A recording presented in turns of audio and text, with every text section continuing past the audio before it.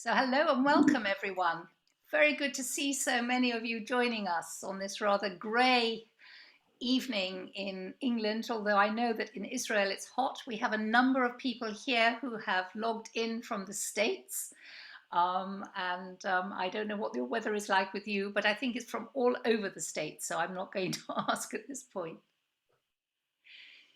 It is 30 years since Operation Solomon, when the Israeli military dramatically rescued over 14,000 Jews in the course of 36 hours. It was a window that was given them in the middle of a particularly brutal civil war. But of course, in 36 hours, the entire community could not be rescued. And over the decades since then, there have been various operations that have brought Jews over to Israel, but not everyone by any means at all. Many Jews were living in villages up in the north of the country. They left, they sold up, moved to Gondar, which was a processing point the Jewish agency had set up there. But they were fully under the impression they would be on the next plane to Israel. And so it is quite something that 30 years on, they are still waiting. I first went to Ethiopia in 2008. I had a sabbatical and I spent some of it teaching in the Jewish school that was then running in Gondar. And the experience without doubt changed my life. I had thought, until planning the trip, as I think most Jews in the UK did at that time, that at the end of Operation Solomon, that was it. All the Jews had been rescued and they were all living happily ever after. So it was quite an eye-opener to see that there was a sizable community in both Gondar and in Addis Ababa, and with a thriving synagogues, a Jewish school, and an adult education program, which was teaching Ivrit to the community, all of whom were waiting to make Aliyah. And meeting them certainly shook many of my assumptions. Firstly, that Jews were white. Now, that clearly was not and never was the case. There were Jews in Ethiopia as far back as the Bible itself. And it makes sense if you look at the geography and the many civilizations that were accessible for trade. It was far more likely that they would head south rather than north, to travel down the Nile or down the Red Sea and approach Ethiopia that way. Certainly much more sense than going north into uncharted, uncivilized Europe. So in comparison to the Ethiopian heritage, we Ashkenazim are most definitely parvenu. And then there was another assumption I had, that Jews on the whole are rich and successful, that despite the forces ranged against them wherever they are, Jews manage to make the most of the opportunities that we are given and rise as far as we can. In today's world, Jews have influence with governments, in the financial world, in the world of the arts, in advertising. The community I encountered in Gondar was destitute. When they left their villages, they lived on their savings until those savings ran out. Journalists often talk about them living in camps. That's not correct. They actually pay rent for rooms, largely rooms around a courtyard of 6 to 8 families, each living in one room with shared toilet, cooking in the courtyard outside. But they have no electricity, the houses are dark, and the families are large. Most survive by taking casual labor and through money sent to them from family in Israel. But they are very much in the bottom strata in Ethiopia, not, as we usually assume, amongst the top. And another assumption that we hold is that Jews are well educated. These farmers were in the main illiterate when they came to Gondar. which makes it even harder for them to find work. Their children are receiving an education now, but they are often held back by the fact that their parents cannot read. But one Jewish stereotype remains.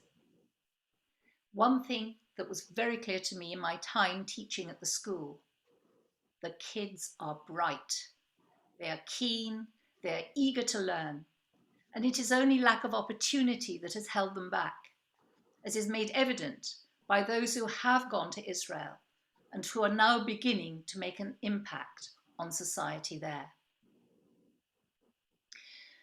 And the community long to get to Israel, to Jerusalem, the focus of all their prayers. They were promised 30 years ago that they would go, and that promise still stands.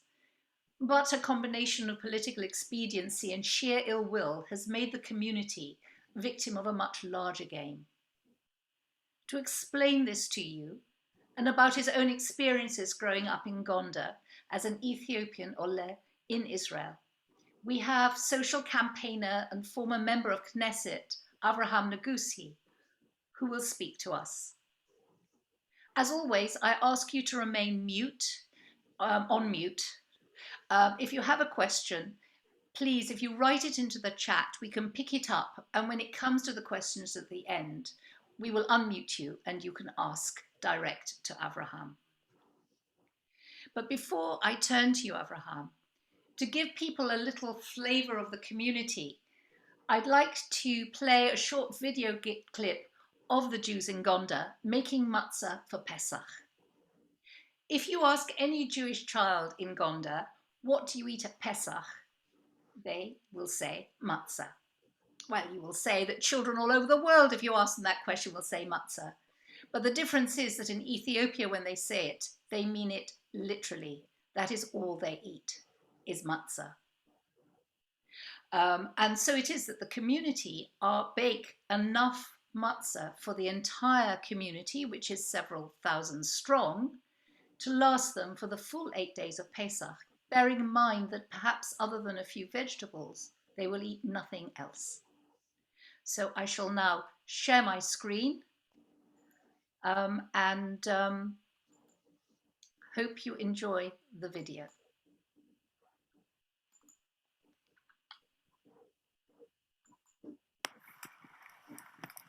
Can you see it? Can you see it? Can someone tell me? Yes. Yeah, I can see. Because it's not showing on my screen. Good, excellent.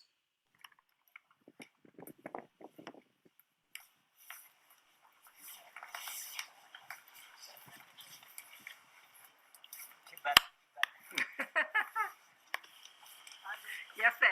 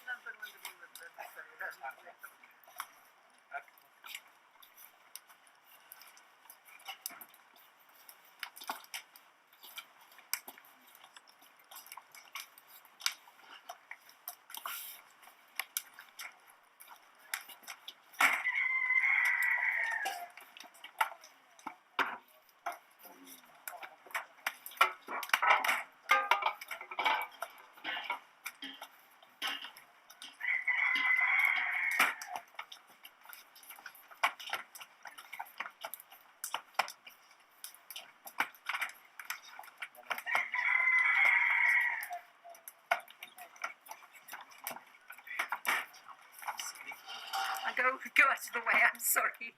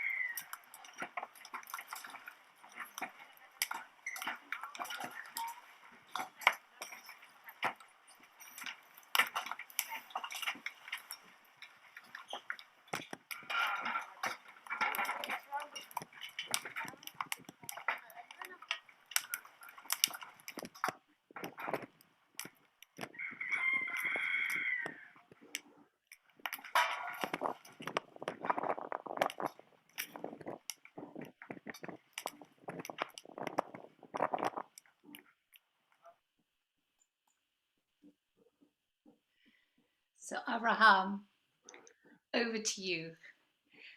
Welcome. Thank you so much for joining us this evening. It's really, really lovely to be able to see you and to speak with you.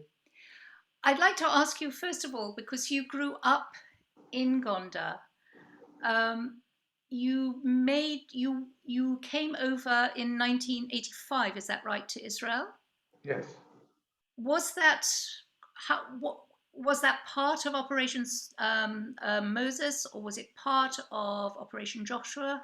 What happened? What was your story? Well, I born and grew up in Gondar.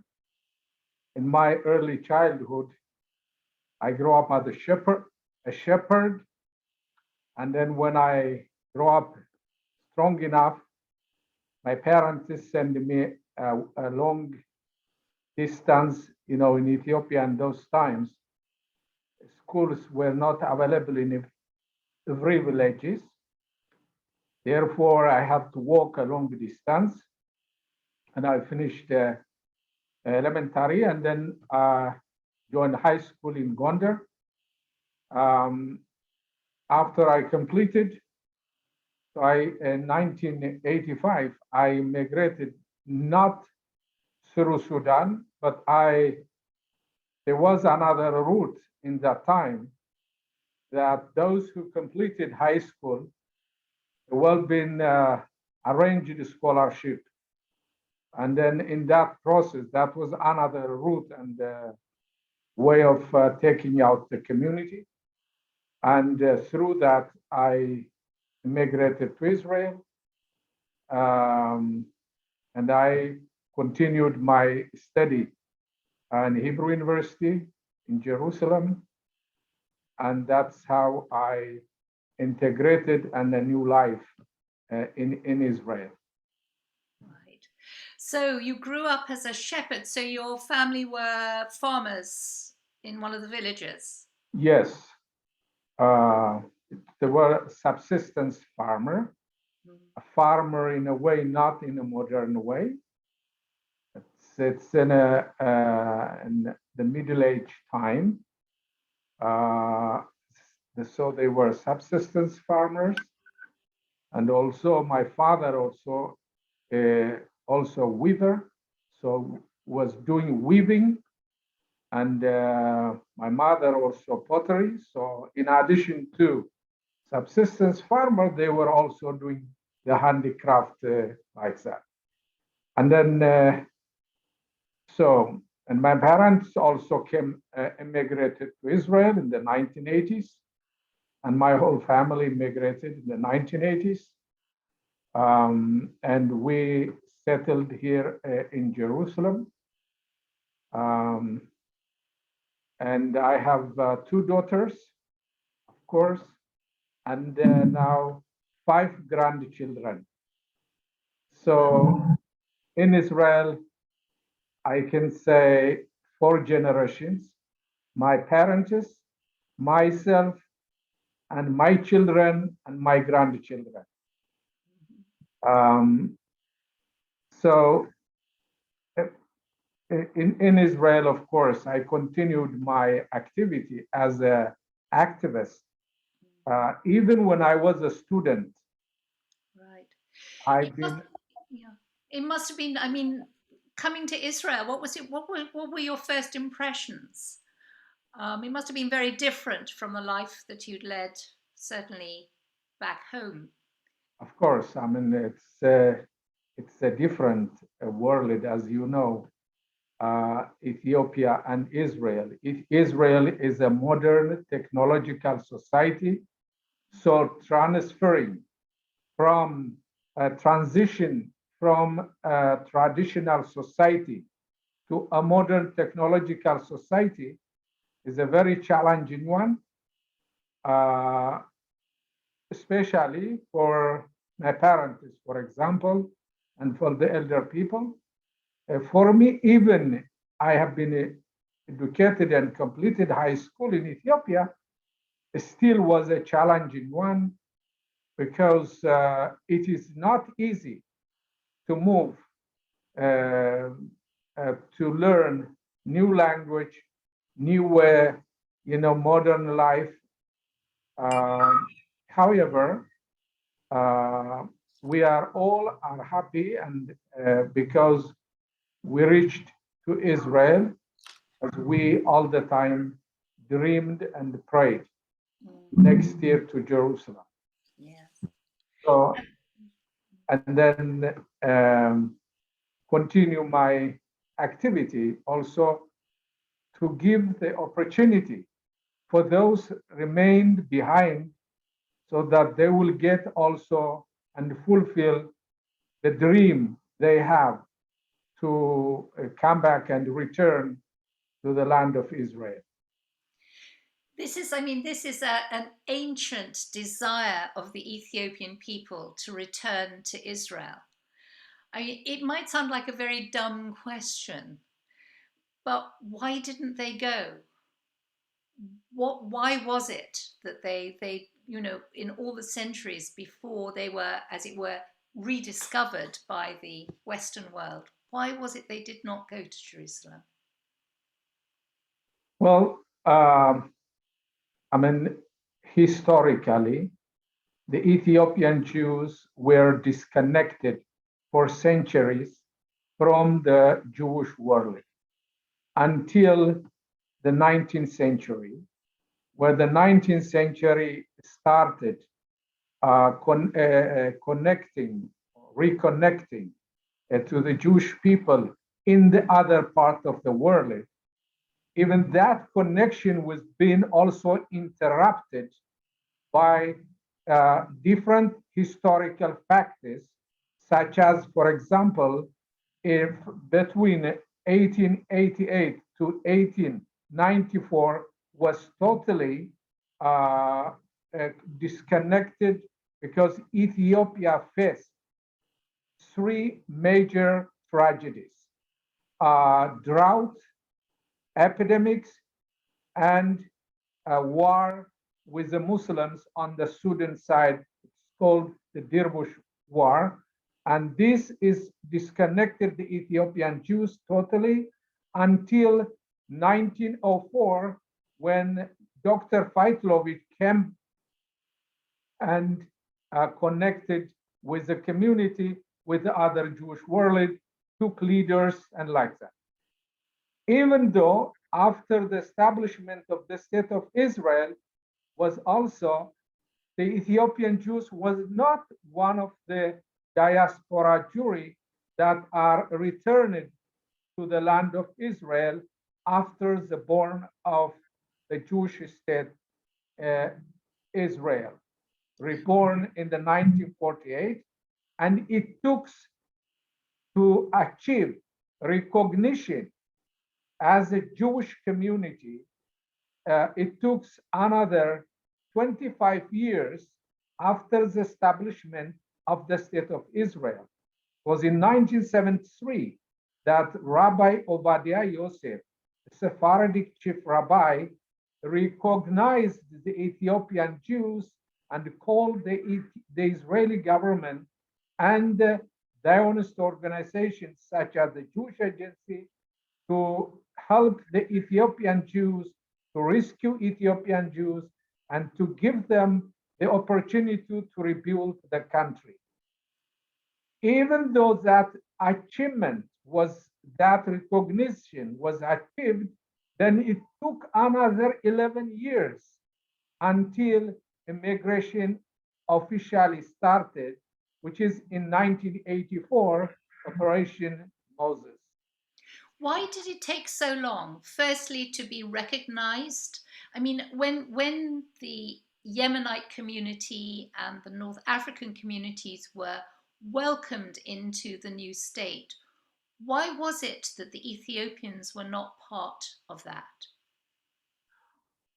Well, according to records that I read in the discussions and the arguments of those times, that we see it now in the government archives, that the argument was that the chief rabbinate did not recognize the Ethiopian Jews as authentic Jewish community, like the Moroccans, like the Yemenites, like Romanians, or other parts of the world, because the Ethiopian Jews was connected for many years from the stream of Judaism, and also, even though rabbinical sources and the biblical sources are telling and expressing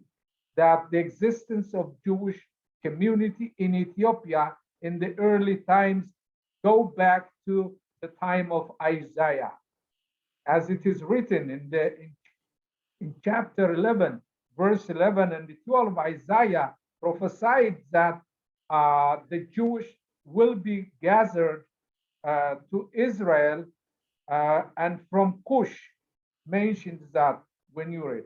And then rabbinical like Radbaz and other said the existence of Jewish community in Ethiopia, but because the Ethiopian Jewish was practicing according to the Torah and not exposed for a rabbinical tradition, that kind of situation is really give for many religious Jewish in the chief rabbinate in Israel in the early time of the establishment of the state to argue.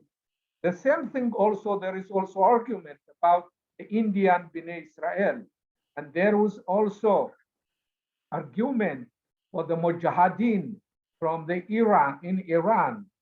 But the Bnei Israel from India and the Mujahideen from Iran has been resolved by the chief rabbinate when Arab Yitzhak Herzog was the chief rabbi, and they resolved that situation. But the Ethiopian took a longer time until 1973, when the chief rabbinate recognized, and then the government passed in the Knesset law recognizing the Ethiopian Jews to immigrate under the law of return like any other diaspora Jewry. And that is happened in 1984 after 11 years from the recognition time. And thank God that today the big majority of the community are proud citizens of the state of Israel. 156,000 Ethiopian Jews live in Israel and being part of the Jewish nation in the land of Israel. But that the Jews who remain in Ethiopia today are not able to come to Israel under the law of return. Can you explain why that is? Okay, this is another chapter in the history of Ethiopian Jewry. Before Operation Solomon, in 1990, when the Jewish community moved from the villages from Gondar to the capital city, Addis Ababa, after Israel reestablished its diplomatic ties with the Ethiopian government, which was broken in 1973 after the Yom Kippur War. In 1986 was reestablished the diplomatic. The Israeli embassy reopened in Addis Ababa, and the Jewish community moved from Gondar, hoping to immigrate to Israel through Addis Ababa.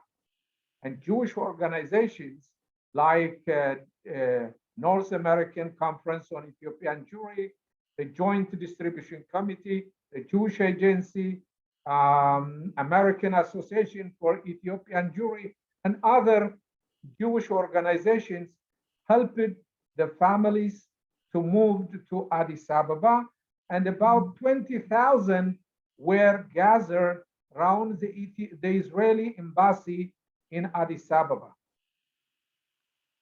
And then we were here pushing the Israeli government, the Shamir was a prime minister in that time, to rescue the community because there was a civil war between Ethiopia, the communist regime in Ethiopia, led by Mengistu Haile Mariam, and the rebellions in that time.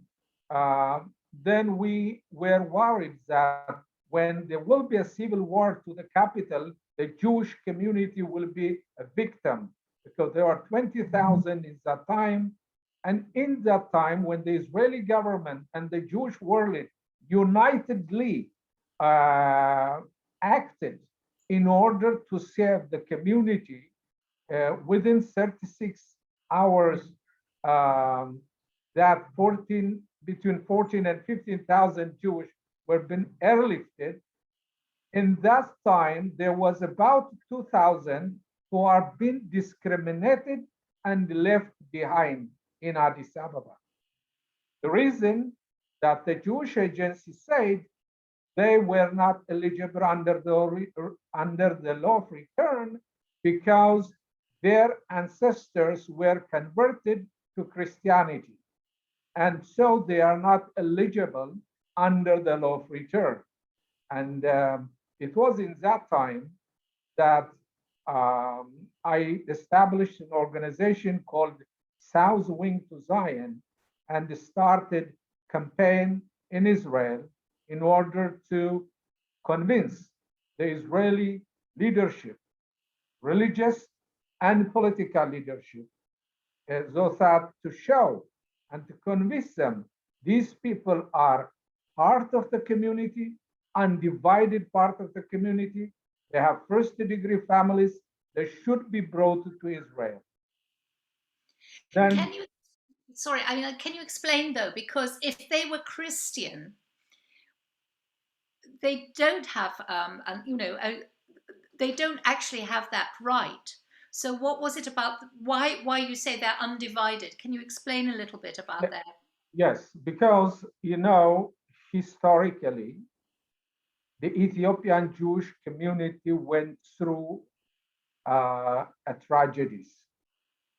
As I said earlier, there was a historical tragedy of the starvation, war, and epidemics, where, as historians wrote it, that in that time the community was devastated, and synagogues were destroyed, holy books were burned, and religious leaders were being killed and scattered.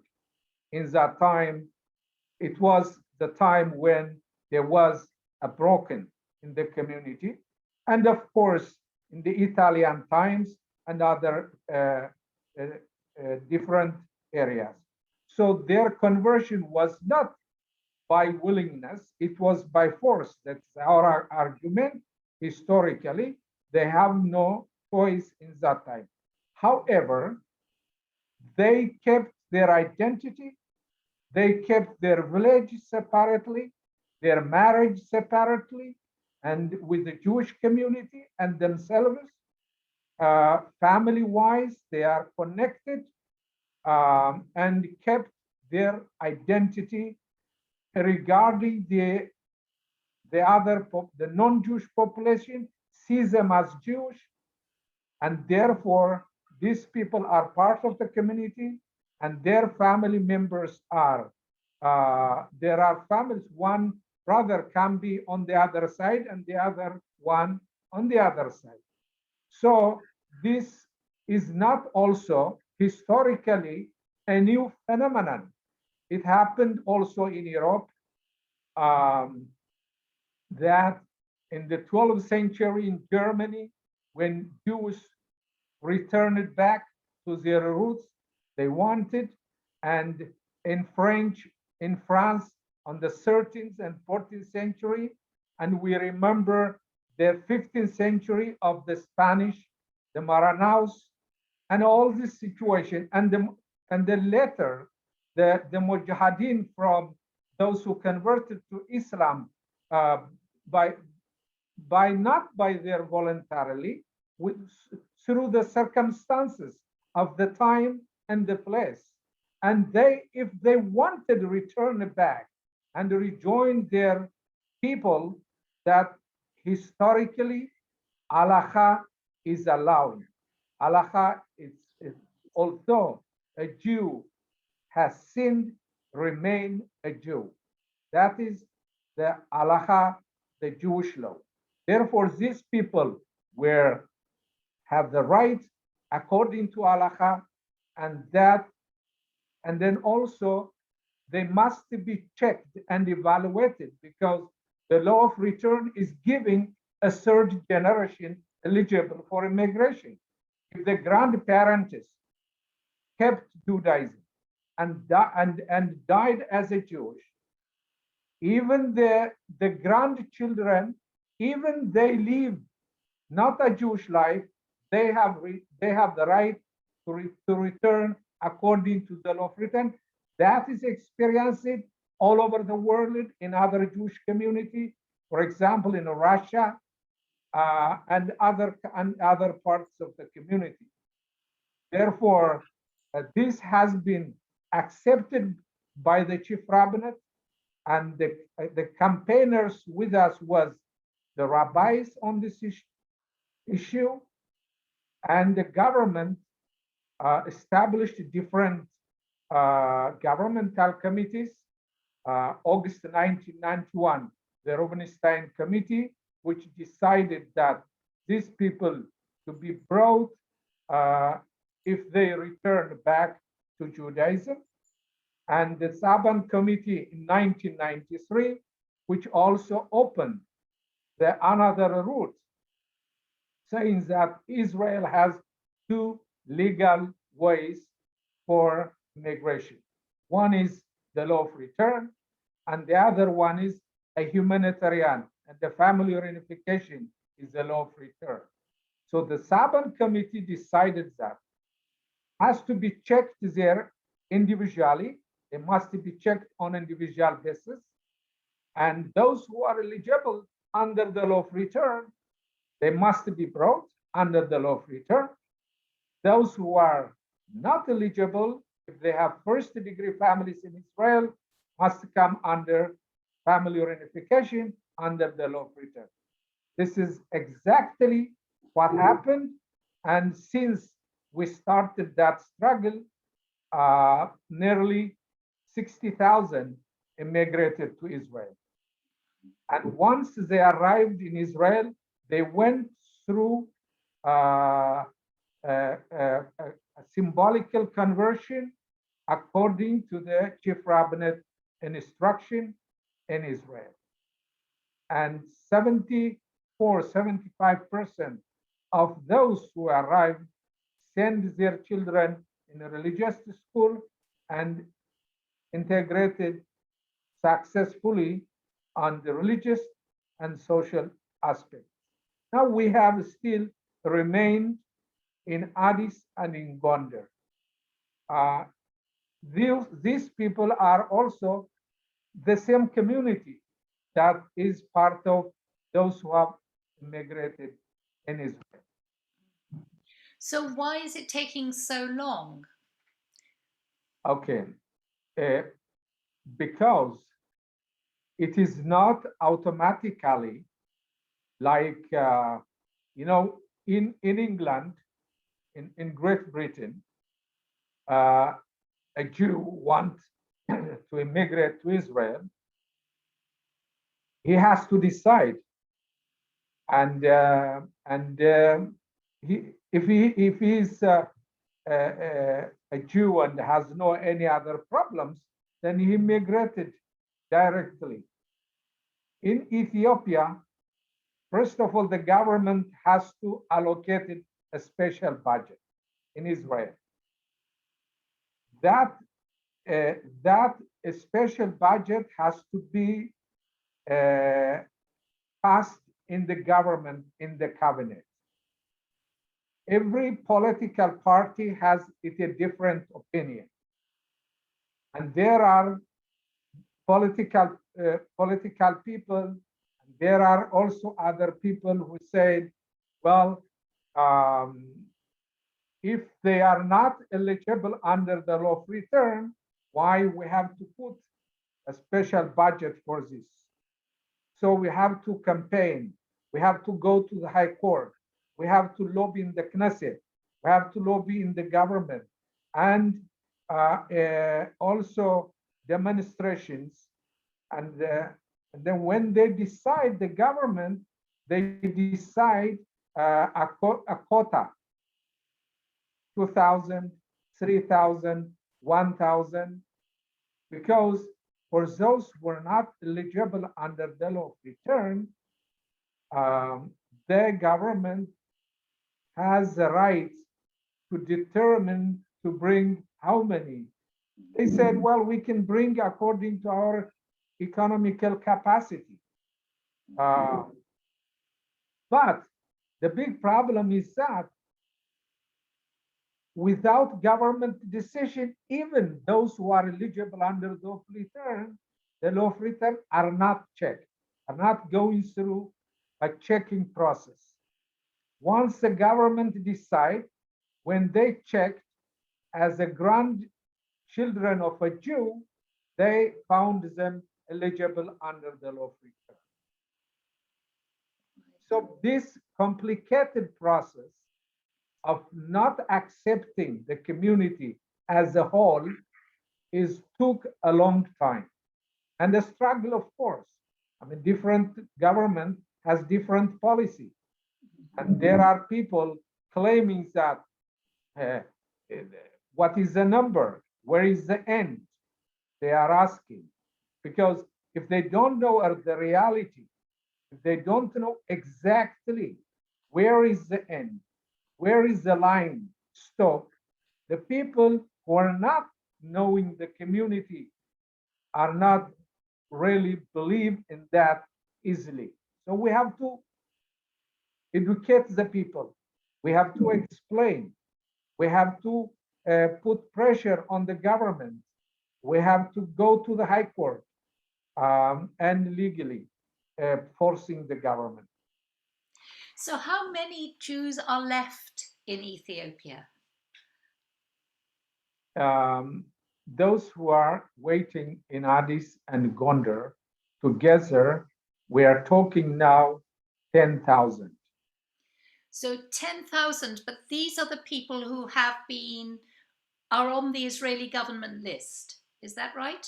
Their list is known in the Ministry of Interior and Ministry of Immigration and Absorption. Right, and they have, in theory, been accepted. Is that right? Yes, in theory is accepted. When decision is making, people are immigrated according to that list.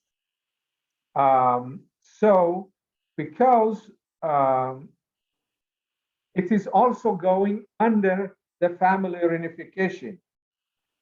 So far, the immigration is continuing with first-degree families. For example, last November, December 2020, the government, that was the last decision, that decided to bring 2,000. And until Pesach, these 2,000 came to Israel. And what was the criteria? The criteria was very clear that, first of all, the basis is that they are belonging to the community. And first-degree families, those who have parents in Israel and the sons and daughters left in Ethiopia and waiting in Addis and Gondar, who are in the list. But that 2,000, because it was a quota, didn't bring all the sons and daughters whose parents are in Israel. So still, brothers and sisters and sons and daughters and parents are divided. And according to our the details we have, 75% of the people who are waiting in Gondar and Addis Ababa, they have first-degree families in Israel. First-degree families, in a sense, parents, sons and daughters, brothers and sisters. These are the 75%. The other 25%, they have uncles and aunts and nephews. That's why I said it is undivided member of the community. Right. So they all have relatives of some sort, close relatives. Yes. You can't find, you can't find from the people waiting in Addis and Gondar. The list is also prepared in that way, that the person who is in Gondar has to also list his family member in Israel and the degree of relatives, the parents, father, mother, son, brother, sister, son, daughter. In that way, the list is prepared. So we haven't found anyone who has no relative in Israel. As I said, 75% have first degree, the rest have second degree families. Right. On a very different subject, and then I'm going to hand over to a Jewish Renaissance, to Aviva, to open it up to general questions. But I just to thinking about the synagogues, having visited both the synagogue in Addis and in Gondar, I was very struck when I first went there that the actual practice is Mizrahi Judaism. You use the Rinat Yisrael, Siddur. It's not the traditional Ethiopian practice. Why is that? What happened to the Kesach, the priests? First of all the spiritual leaders, all the Kesach came Operation Solomon. So no religious leaders remained behind. So this is one reason. The second reason is the Rinat Israel was translated by the chief rabbi of Ethiopia, Rav Yosef Adane, to Amharic. As you saw, the Siddur, Rinat Israel, they used one Hebrew and Amharic, like you have English and Hebrew in England or in America. So this is one thing. The second reason is that it is better to prepare the people while they are waiting for the life here in Israel. So they live now the Jewish way of life in Israel. So the Siddur and also other religious books are translated into Amharic. And and we also, there are the Hazanim also been brought to Israel, educated, and went back and become leaders of the community. And also there are many volunteers who are going and teaching the communities there within the Ethiopian Jewish community and outside the Ethiopian Jewish community. Volunteers, like your organization, is doing a wonderful work of helping and the children in their education and other activities that you are doing. So that's Meketa, the charity that I support. Yes. We've got many supporters of Meketa here today, in fact, watching on this call. Yes. And in the compound, as you know, there is a mikveh ritual bath in Addis and in Gondar. And there are those who are instructing the adult education, the children, Jewish education, Hebrew, and tradition about Israel and the other Jewish life they are experiencing, preparing them for life in Israel, which makes it smooth. Their transition here in Israel, we have seen it already practically, how much it helps to prepare them there. Thank you. I'll pass over now to Aviva, if you'd like to open it up for questions. Absolutely. And actually, there are lots and lots of questions coming in. So I think we're going to have an interesting conversation. But I just wanted to ask something myself first. So often the dialogue about Ethiopian Jews is almost colonialist. It's kind of what can we, and we being either Israel or the diaspora, do for Ethiopian Jews?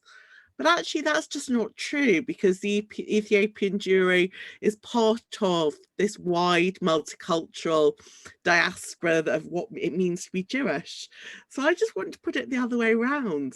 What would you say is the gift that Ethiopian Jews give to the rest of the Jewish community? What are the best things about Ethiopian Jewish culture or religious practice that you'd like to share with us?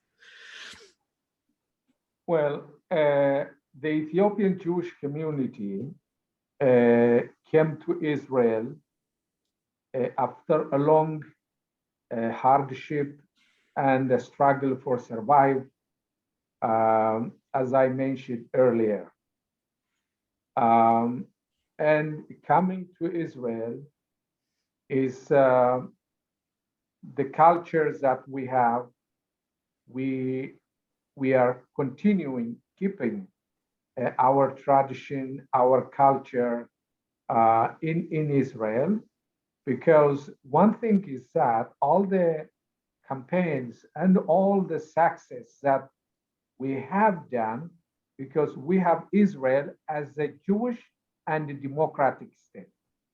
So we used our democratic values in order to keep and achieve our rights in Israel as a minority, as a Jewish minority. It is not easy to be integrated as a Black Jewish within the white dominant society. And in spite, in above all, coming from an educated and traditional society to an educated and modern technological society. The competition is very high in all aspects. However, in Israel, we have a multicultural system. This multicultural system, even though the state experienced in the earlier stages, the assimilation system, now the state is, the society is a pluralism and multicultural system is exercising in the Israeli society. So the Ethiopian spiritual leaders practicing the traditions that used in Ethiopia, even though the chief rabbinate didn't recognize their status to practice, to do marriage according to Ethiopian style that they did. Because in Israel, you have the rabbinical court, you have the religious establishment, and you go through that establishment. So as we have the freedom to exercise our tradition in community-wise, I'm saying in community-wise, such as, for example, even though the kesots, the spiritual leaders, are not conducting the marriage ceremony. We have rabbis from our community who have studied in Israel and ordained as a rabbis, and they are conducting the marriage. And so we dance like we in Ethiopia, the Ethiopian music, the Ethiopian dance, and of course, I mean, our tradition of helping each other, helping one another, and be patient and supporting. You know, in the one of the Ethiopian culture that you see is that in the time of mourning, you see thousands coming. And the Israelis are wondering, and why many people are coming. So, because this is one of our tradition, and in the wedding, in the time of happiness, and in the time of sorrow, we are together. This is a kind of thing what we are. You can see now, for the remaining of our brothers there, the community are here fighting, leaving their work and coming for demonstration in order to put pressure on the government, on the politicians. So this is a concern of mutual help and support. Thank you very much for that. That's great. And I look forward to hearing more about the traditional dance and music and food and all sorts of other things as we go along. But I'm going to bring in some of the people who've been putting questions to me in the chat. We've got quite a lot who are asking. So let me start off with Angela Gluck. So if I ask Angela to unmute herself, and she can take the first question. So, Mr. Avraham, thank you so much for what you've been saying. It's really very touching and very inspiring to hear this account.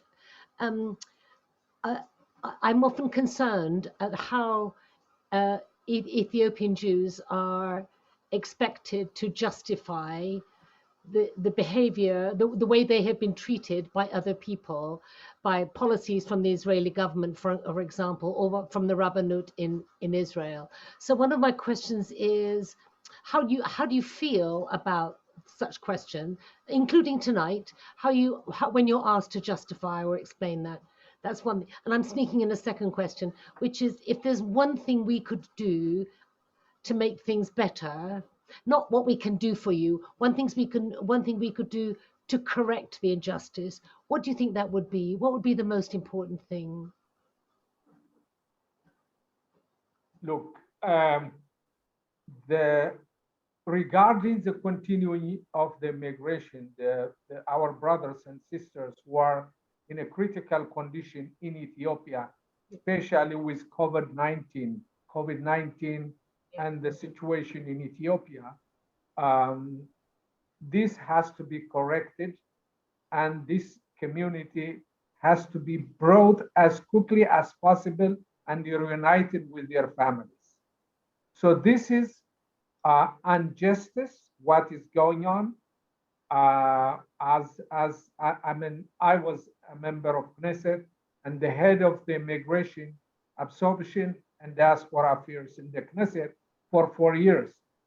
I have to break the discipline of my party in 2015 and 2015-16 not to vote with the coalition in order that the government has to receive a decision and bring them, because the religious establishment and the coalition government was a very strong part, but I refused to vote with them and managed to get that decision, because I want this, I would say, historical tragedy, a Jewish tragedy and a human tragedy, that I see it that in the process of Zionism, of bringing or fulfilling the dream of the Jewish people throughout the diaspora. In the diaspora, there is always a problem, especially in Ethiopia, a community that has been disconnected for many years. And this generation should not be punished for that. And as a halacha, the Jewish law is allowed, only political and economical consideration are bringing this injustice. So this injustice situation has to be corrected, and the government has to decide once and for all to solve this problem and to dry up the tears that flowing in Israel and in Ethiopia, because the parents are here crying all the time for their children, and their children are crying for their parents and brothers and sisters. We as a community, we will not give up. Families will not give up. Parents never give up to their sons and daughters, and brothers and sisters will not give up. Therefore, this has to be corrected. Now, for the diaspora jury, I would say that I applied all the time for the diaspora Jewish community, especially the federation systems and Jewish organizations.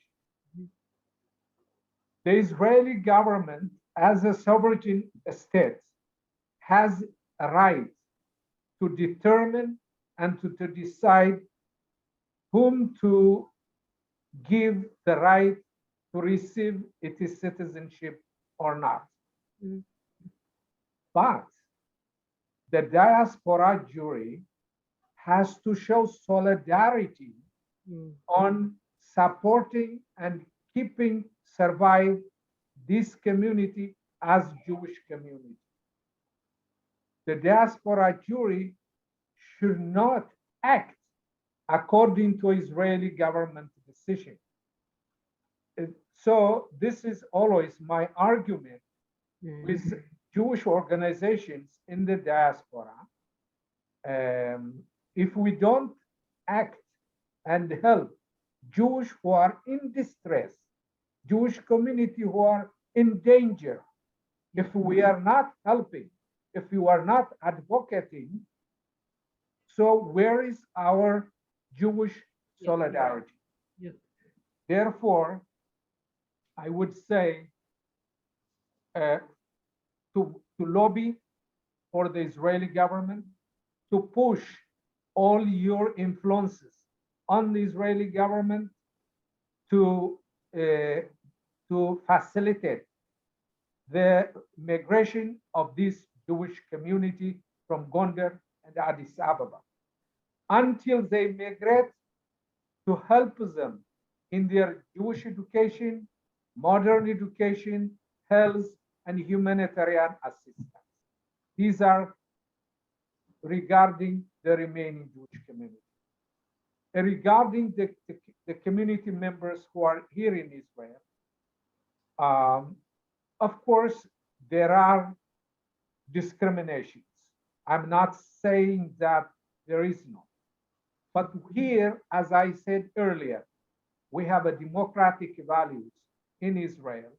We have anti-discrimination laws, and we are using these democratic values and struggling here. And I would say that the transition period is not the easy one. A community from traditional to a modern technology, it is a slow process, and we have to continue on this situation. The big obstacle now for the community to advance, even here in Israel, their families remain left there because they are sending money in order to keep survive their families. That affects the education of their children. That affects their economical growth and development here in Israel. Thank you. So this is what I suggest. Thank you. Fantastic, thank you. And as a kind of follow-up to that, we've got Kevin Darville. Kevin, would you unmute and ask your question? Of course. Thank you, Avraham, for sharing your experiences with us. And of course, over the past 12 months, there have been about 2,000 Ethiopian Jews who have made Aliyah to Israel. How, in your experience, has their integration into society been improved this time around from this Aliyah? And what else is there that can be improved, both on the ground in Israel, to make their integration smoother next time around? What we've learned from that? And also, what other ways can members of the diaspora, members of the community here, help Jews prepare to move to Ethiopia, such as through supporting the charity Mekata? Yes. First of all, regarding those who are arrived the last time that the 1,000 came, they are now all over the country in the absorption centers who are undergoing Hebrew, the Ulpan, Hebrew education, and also Judaism education to complete their returning process. At the same time, also, there are some of them are also going vocational training and like that.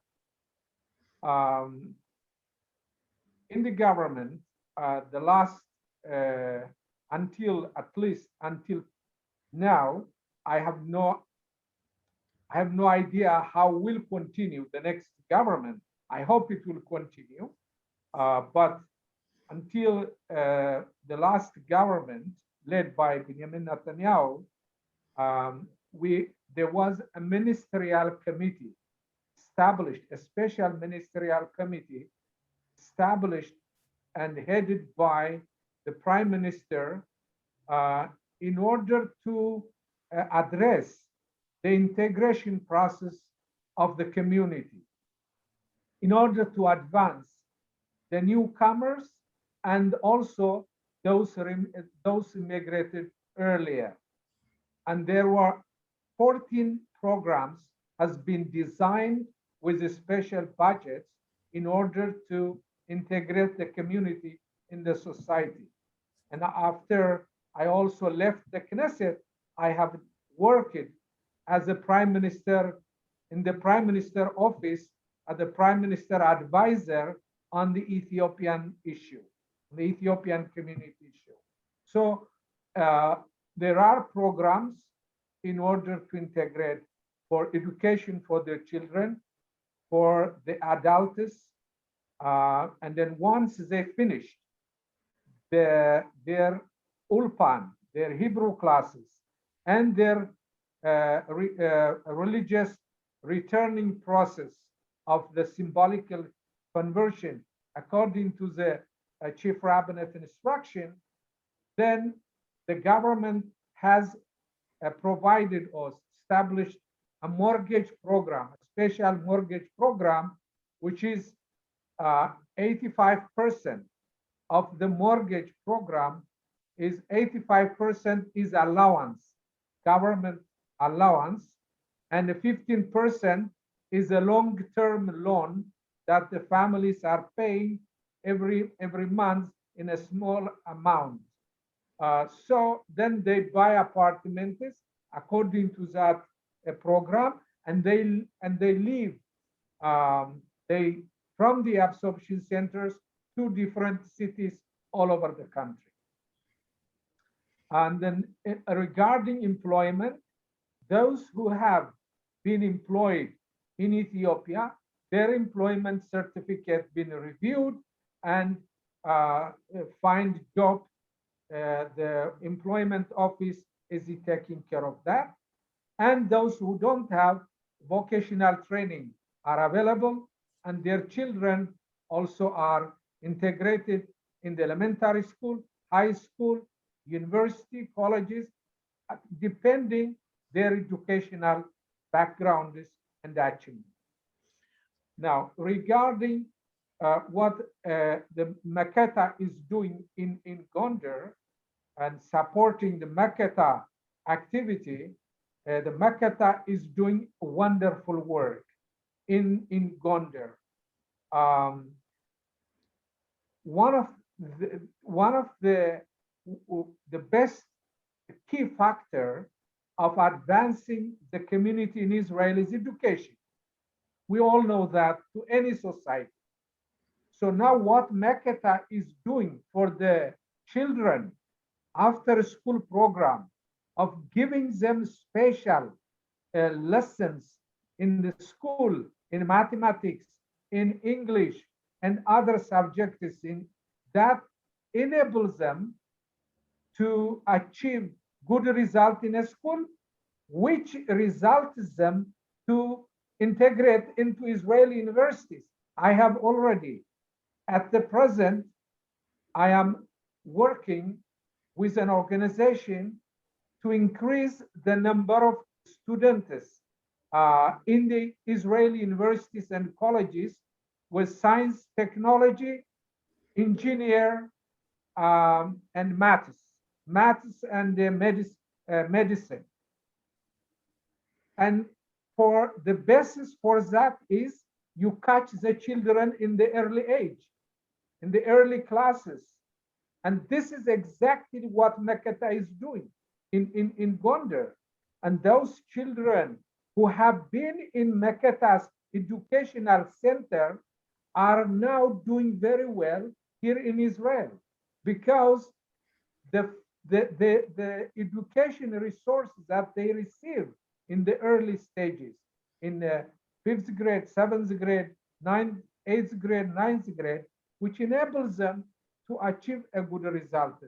So I would say that, and I appeal that to support Maketa to expand its educational programs and other also family supporting programs they have also for work employment programs for the families to work and support their children, their families. So this is my appeal to help for Maketa's program, and in order to expand, the more budget they have, you know, many children can participate on the program. Thank you very much for that. I'm going to take just one last very short question because we'd like to finish by 7:15. So I'm going to bring in just for the very last one, Sigrid and Mike, who are joining us, I believe, from Texas. So yeah, Sigrid and Mike, we're from in Austin, Texas. And thank you so much for Sybil and to having this wonderful conversation.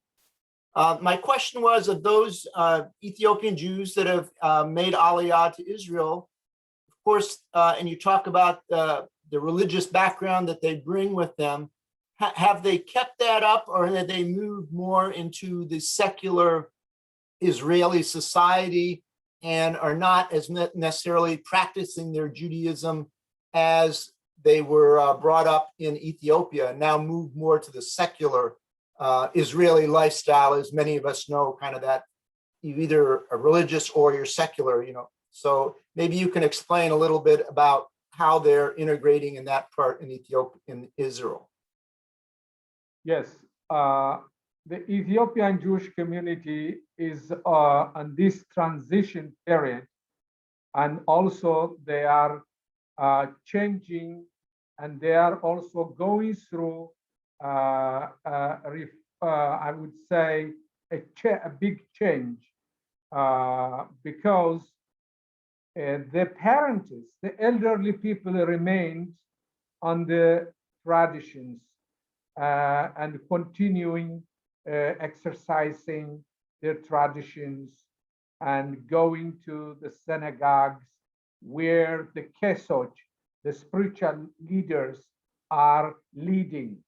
Because, as I said, as a multicultural society, we are practicing our own tradition, praying, whether it is in Amharic or whether it is in Ge'ez, that is religious language used in Ethiopia, where the Kesoch, only the Kesoch are speaking that or reading that language and using. Whereas the young generation is completely becoming an Israeli society. In terms of religion, if we go, they go to a rabbinical tradition way of Jewish life, which means that those who go to religious school, religious boarding schools, they go to yeshiva and become religious, and they exercise the Israeli religious way of life, which means that they pray with Rinat Israel. They pray the ways that you prayed in America or the Israeli society prayed. Those who are not religious, they become also, the young generation has also become secular, which means that they travel on Shabbat, they work on Shabbat, and like any other Israelis. So this is increased time to time.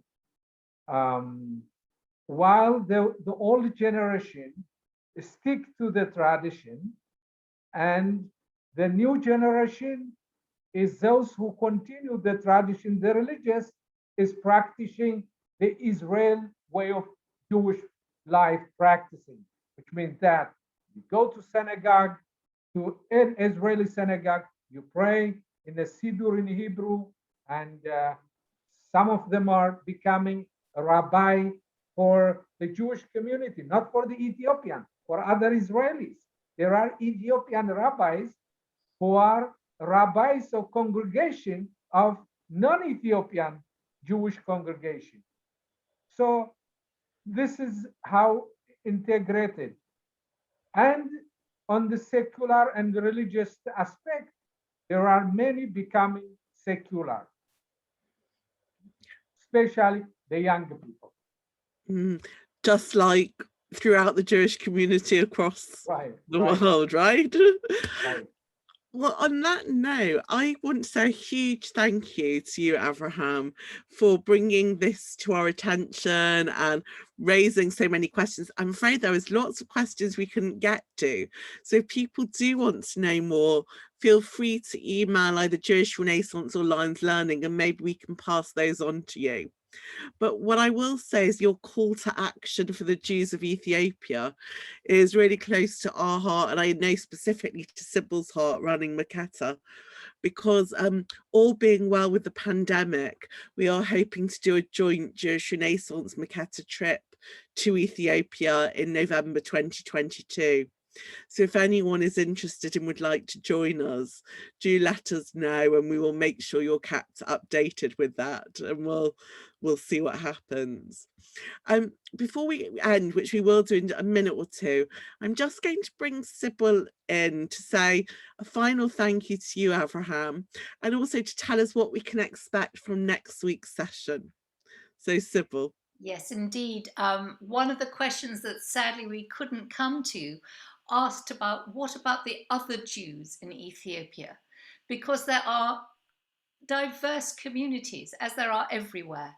And next week we will be looking at the Baal Edge, known as the Secret Jews, a group who separated from the main Beta Israel, the Ethiopian Jewish community, and became really practice their Judaism in secret while openly becoming acting as Christian for a number of years.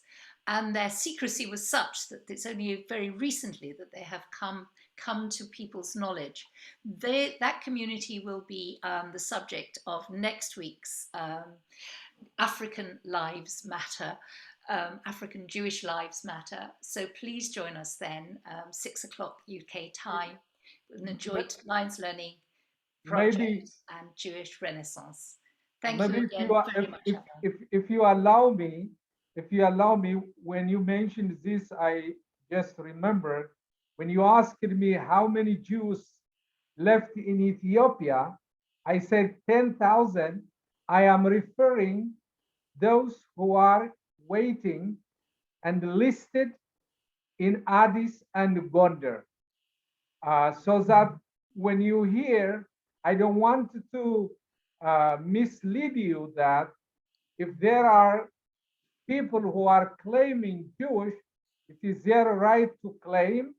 Therefore, my number is referring only for those who are Addis and Gondar. Yes, yes, it's very much those that have already been recognized by the Israeli government and are waiting to go. But there are thousands more, as we will learn next week, who have not been recognized by the Israeli government, but who are staking their claim. So that is next week's subject. And I look forward to seeing you all then. So good night.